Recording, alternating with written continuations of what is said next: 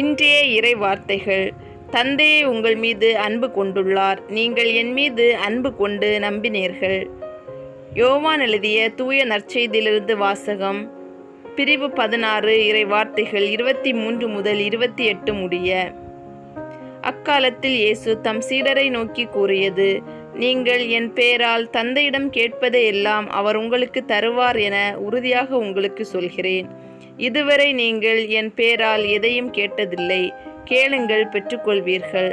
அப்போது உங்கள் மகிழ்ச்சியும் நிறைவடையும். நான் உங்களிடம் உருவகமாகவே பேசி வந்துள்ளேன், ஆனால் காலம் வருகிறது, அப்போது உருவகங்கள் வாயிலாக பேசாமல் தந்தையை பற்றி வெளிப்படையாக எடுத்துரைப்பேன். அந்நாளில் நீங்கள் என் பெயரால் வேண்டுவீர்கள். அப்போது உங்களுக்காக தந்தையிடம் கேட்கிறேன் என நான் சொல்ல மாட்டேன், ஏனெனில் தந்தையே உங்கள் மீது அன்பு கொண்டுள்ளார். நீங்கள் என் மீது அன்பு கொண்டு நான் கடவுளிடமிருந்து வந்தேன் என்று நம்புவதால் தான் தந்தையும் உங்கள் மீது அன்பு கொண்டுள்ளார்.